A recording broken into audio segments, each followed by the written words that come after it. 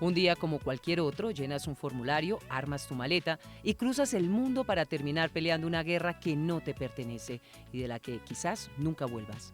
Hoy en Señal Literaria, el cronista que nos contó la historia de los colombianos que se fueron a luchar a la guerra de Ucrania, G. Jaramillo Rojas.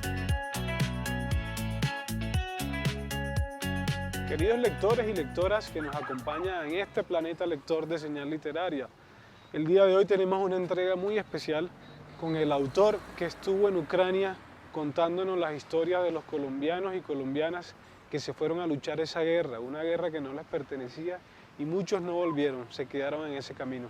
Les hablo de G. Jaramillo. G, ¿cómo estás? Bienvenido a Señal Literaria. Hola Eric, un gusto. Gracias por la invitación y bueno, qué mejor lugar que el barrio, ¿no? El lugar al que se deben las historias todas. Totalmente.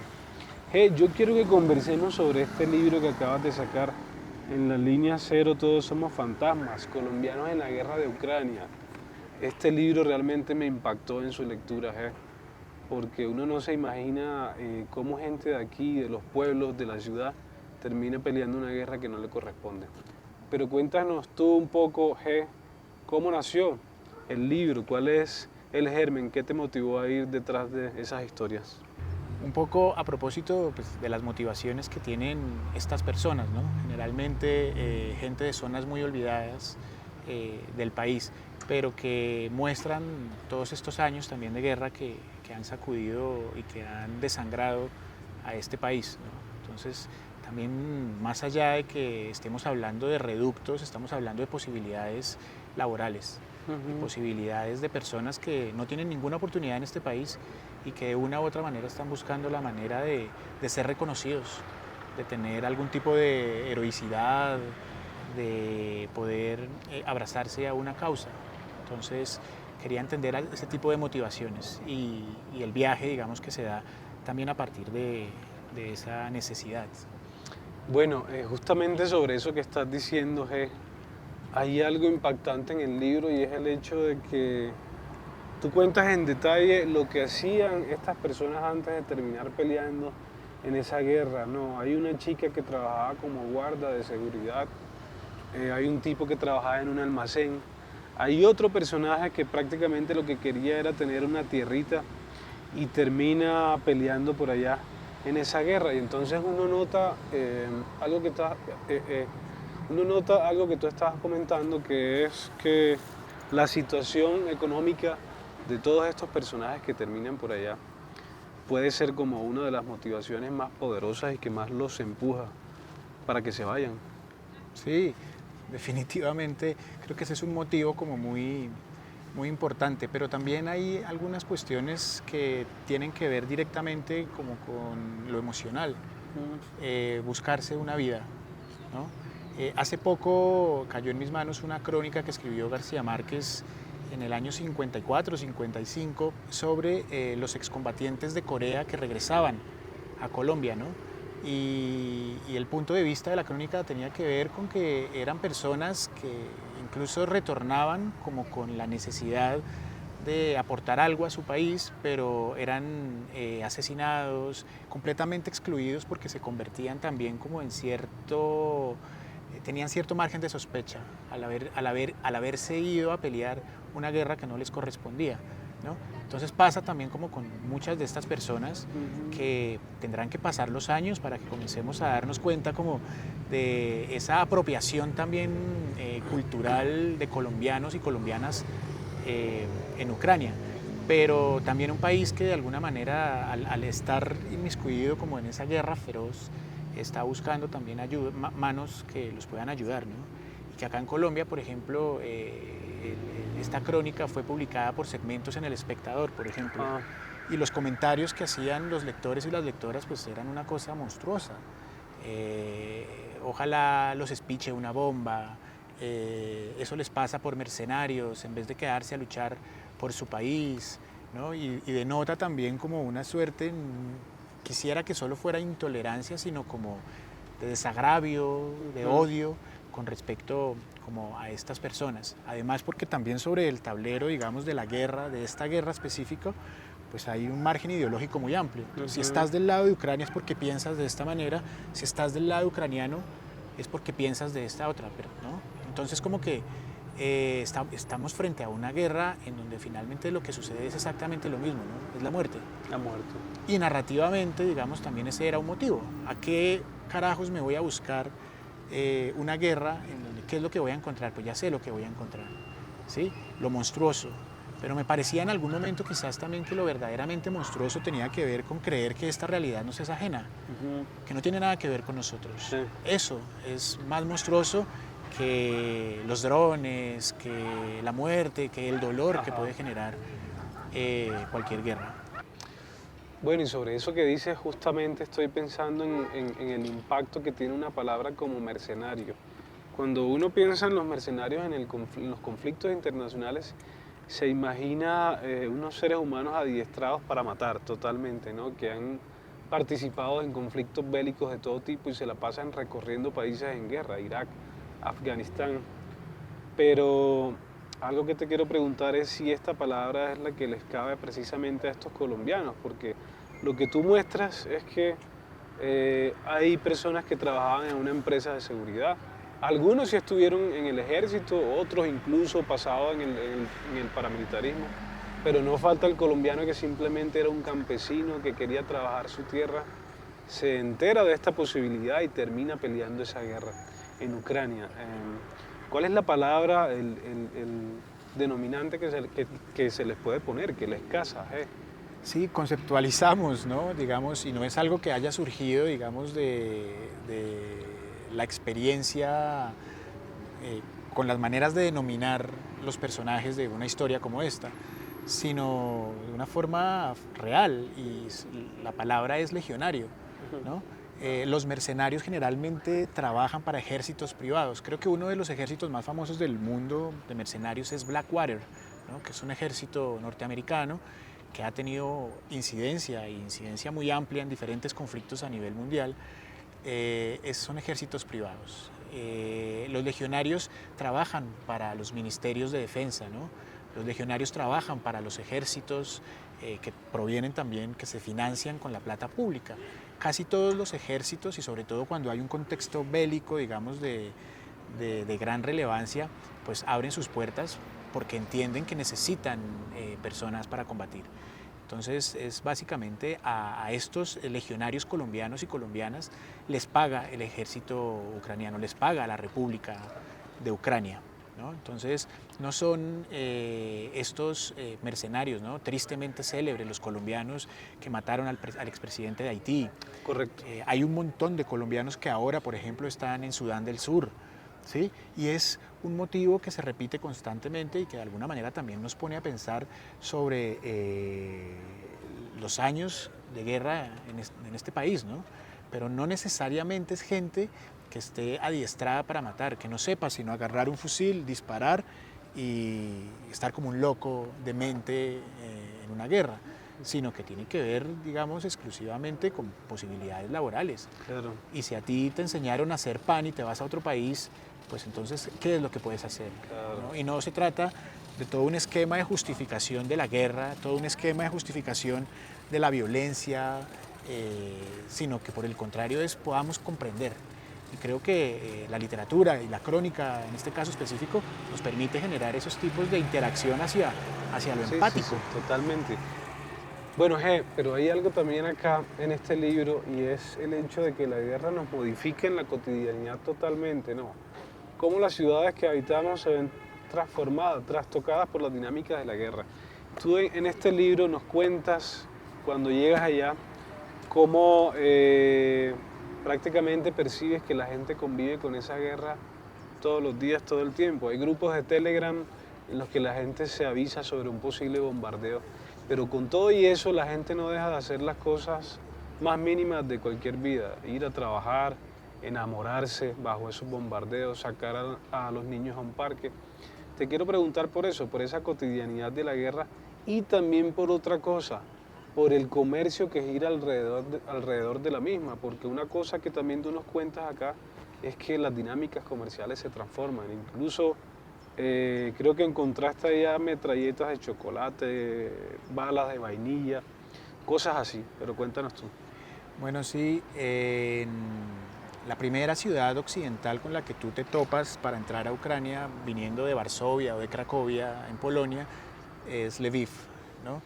Es una ciudad que también ha sido asediada, todo el país ha sido completamente asediado por la guerra, pero digamos que al estar tan pegada a Occidente, de alguna manera los rusos sí han tenido como cierta discreción, ¿no? Han bombardeado, pero tampoco quieren, que es una noticia que salió hace poco, que tiene que ver con que ya comenzaron, algunos drones violaron el espacio aéreo de Polonia, que no es única y exclusivamente el espacio aéreo de Polonia, sino el espacio aéreo de la OTAN.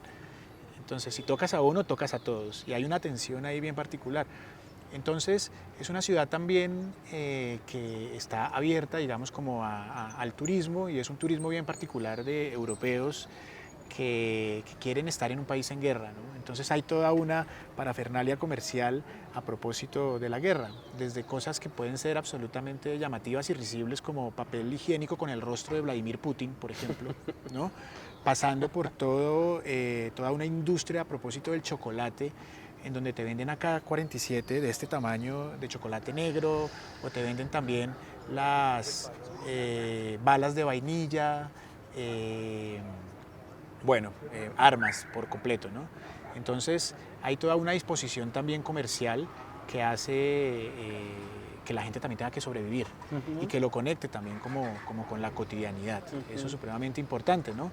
Digamos que al escribir este tipo de historias, y tiene que ver también con lo que a mí me gusta leer en cuanto a periodismo narrativo, tiene que ver como con la elaboración también quizás de lo superfluo, ¿no? El hecho de que una persona se prepare un café o se esté tomando un café mientras una ciudad arde, ¿no? O lo que la gente está haciendo mientras pasa la realidad que le ha tocado. Hay un libro maravilloso, Hiroshima, de John Hersey, que comienza básicamente contándonos lo que estaban haciendo un grupo de ciudadanos japoneses justo en el momento en el que la bomba cae sobre Hiroshima. Y te genera a ti también un acercamiento al fenómeno de la guerra, pero también desde lo humano, y cómo lo viven las personas que no tienen absolutamente nada que ver con ninguno de los bandos, sino es la gente que está levantándose todos los días, a preparar una carimañola para poderla vender y darle de comer a su familia. Y tiene que estar, digamos, pues atento o atenta de todo lo que sucede a su alrededor. Entonces, eso me parece a mí que es supremamente importante. La gente sigue estudiando, la gente sigue enamorándose y casándose, la gente sigue con sus miedos, con sus temores más íntimos, ¿no? Y el factor de lo noticioso, lo que ha hecho con respecto a conflictos como de este tipo, tiene que ver con que es algo absolutamente invivible, ¿no? Dentro de la guerra también hay vida, ¿no? Y eso también es una manera, digamos, también de triunfo de la humanidad, ¿no? El hecho de que no todo tiene que ver como con eso. Ahora, en un contexto más amplio, como lo que está sucediendo en este momento en Gaza, ¿no? Entonces también uno puede ver cómo la gente igual sigue proyectando su propia vida a partir de lo que sabe hacer, que tiene que seguir comiendo, tiene que sobrevivir. Y es un infortunio, en cualquier momento puede caer ese dron, en cualquier momento puede caer ese misil y ya está, todos nos fuimos al carajo. Pero la gente sigue generando ese proceso de resistencia. Y esa resistencia me parecía como muy interesante, también la de poder viajar a un país y dar cuenta de eso, ¿no? Ucrania, como seguramente lo puede ser Gaza en este momento, es un funeral a cielo abierto.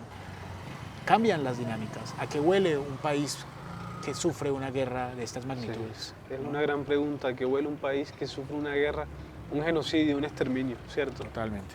Bueno, hablemos también de las historias, ya que tú nos cuentas en detalle de los colombianos, de los protagonistas, y estoy pensando en Chucurí.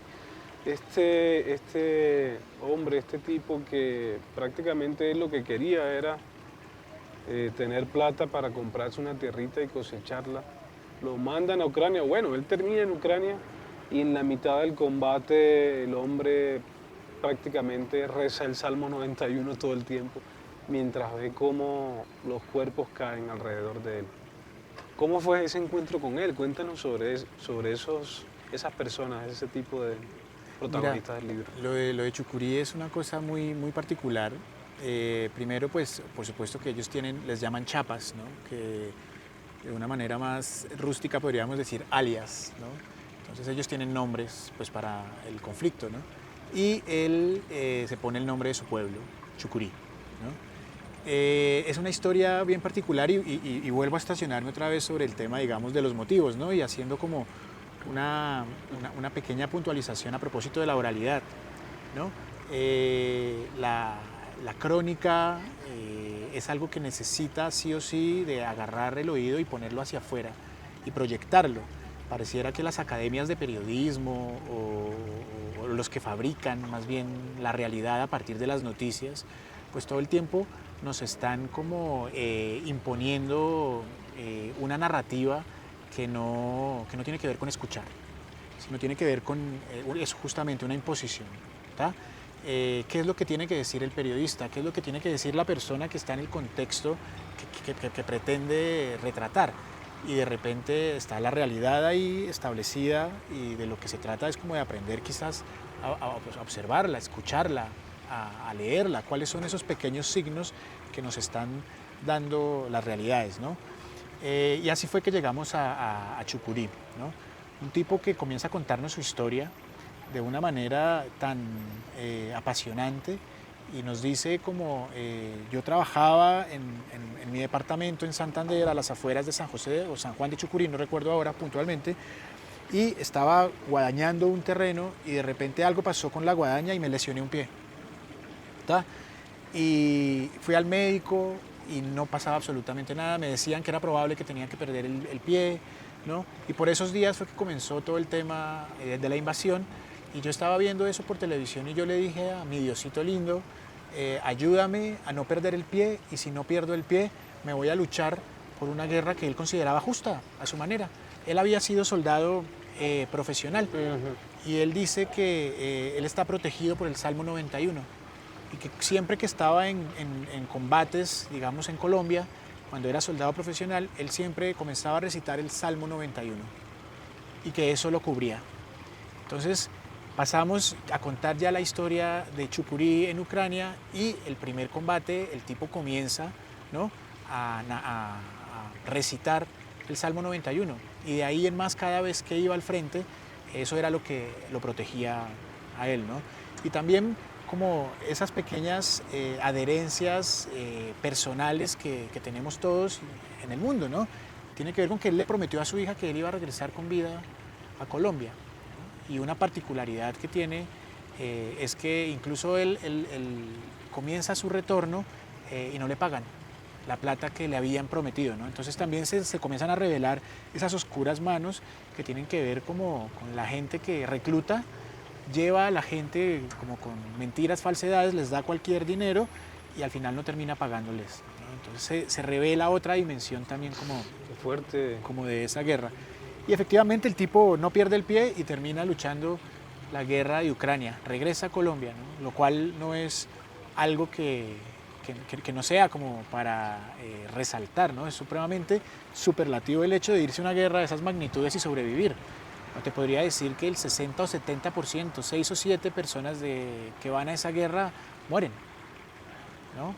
Y todo lo que se despliega a partir de eso, porque es un negocio, la guerra es un negocio, eso no es un secreto para nadie, pero entonces, por ejemplo, te hacen firmar un contrato y si tu cuerpo desaparece, tienes derecho hasta recibir más o menos entre 100 y 150 mil dólares. Ajá. Pero pues para no pagar eso también a las personas que están al frente, digamos como de estos pelotones, llamémoslo de alguna manera, Sí. les conviene que los cuerpos no aparezcan, Claro. porque es plata que queda gravitando ahí. Entonces no solo es la posibilidad de que sobrevivas, sino la posibilidad de que mueras y que tu cuerpo pueda retornar a tu país. Claro. Bueno, si te parece, ya que estamos aquí en el barrio, ¿no?, todas estas historias que pasan por lo urbano, pero por lo rural también, yo te invito a que sigamos esta conversación en cualquier otro paraje. Vamos. Vamos.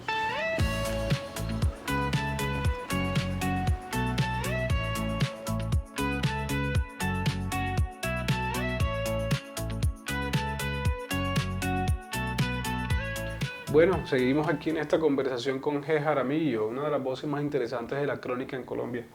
G, sigamos conversando sobre este libro, esta crónica, esta serie de crónicas desde Ucrania.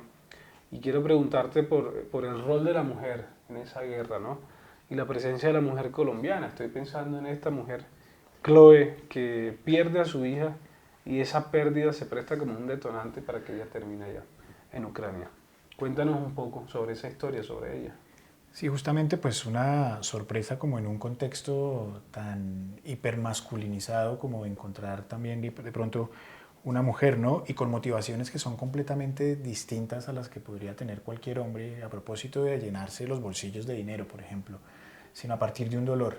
Entonces eso también, digamos, como motivo narrativo, pues fue todo un detonante y es una persona que pierde a su hija de 4 años por una enfermedad y entra en depresión y realmente encuentra la manera de poderse sentir mejor, de poderse sentir más tranquila, yéndose básicamente a la guerra, ¿no? Finalmente, si me voy a morir, prefiero que alguien me dé un balazo a dármelo yo misma, ¿no? Algo así decía Chloe. Y cómo también de alguna manera en un contexto tan hostil, en un contexto donde la muerte, digamos, es la que manda, termina surgiendo de alguna manera la vida, ¿no? Como ella también de una manera casi que inverosímil termina aceptando su destino en este mundo a partir de la guerra, ¿no? Y termina generando también como un lazo de interacción muy distinto con su hija. Agarra un sentido en la vida, ¿no? Entonces volvemos sobre lo mismo, no solo se trata como de todo lo negativo y lo oscuro y lo funerario que tiene una guerra, sino también cómo de ahí también surgen pequeñas motivaciones que son supremamente humanas.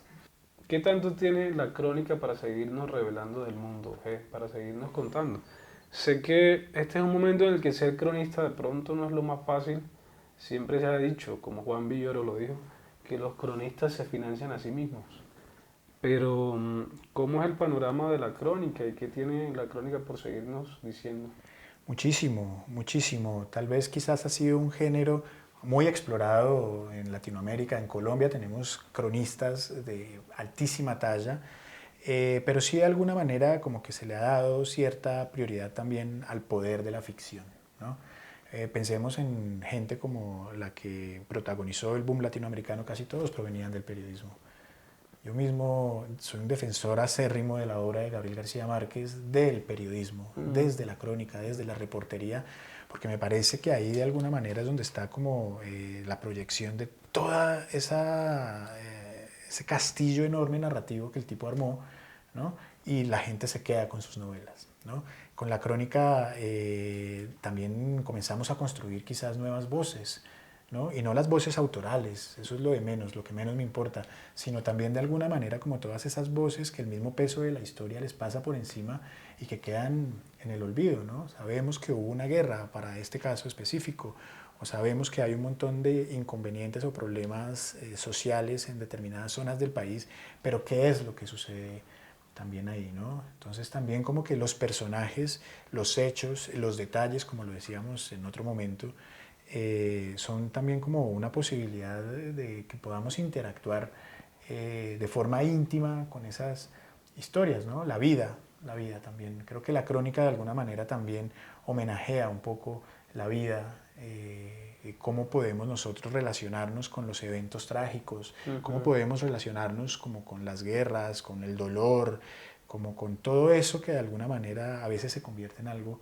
que es absolutamente indecible, ¿no? Son como la crónica puede llegar a considerarse o a fomentarse como un espacio de absoluto, Claro. en donde, no sé, vamos hacia cualquier lugar al que no tendríamos acceso, digamos, como con la ficción. Bueno, Jaramillo, gracias por estar aquí en Señal Literaria. Este espacio seguirá siendo tu casa, que estamos en tu casa, paradójicamente, para cuando quieras volver. Y bueno, gracias también por esta gran historia de los colombianos en Ucrania. Bueno, pues esperamos que podamos seguir trayendo algunas otras historias de la colombianidad alrededor del mundo o incluso muchas veces también la colombianidad dentro de Colombia, que es algo que también está completamente olvidado, se ha convertido también como en un paisaje, el conflicto, el dolor, por lo que pasan tantos compatriotas. Entonces creo que ese es como el reto, el agradecimiento es para ustedes, para ti, para Señal Colombia, para todo el equipo. Gracias por la invitación. Bueno, para cerrar, yo te invito a que nos leas un fragmento del libro, el que quieras. Con eso le damos un broche de oro al programa. Dale, joya, vamos. Los ojos de las estrellas. A poco más de 1000 kilómetros al sureste de Lviv está Zaporilla, la ciudad que tiene la mayor central nuclear de Europa. Allí la noche está clara y la luna brilla, anaranjada, sobre dos ejércitos que se acechan agazapados en sus trincheras, pasando sudor y saliva ante los asedios de artillería que intercambian como divisas de muerte. Es junio de 2024, mes 28 de la guerra. Las fuerzas de protección ucranianas están a tope de barro y hieden a carroña humana.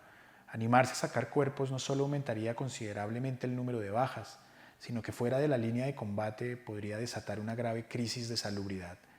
Una treintena de cuerpos yacen esparcidos por entre la maleza. Otros tantos ya han sido sepultados de forma natural gracias a los pozos que las explosiones abren en la tierra y sobre los cuales se siguen forjando trincheras. Chucurí ora por todos aquellos con los que se topa mientras se arrastra como un gusano. No importa si son ucranianos, colombianos, peruanos, brasileños o italianos.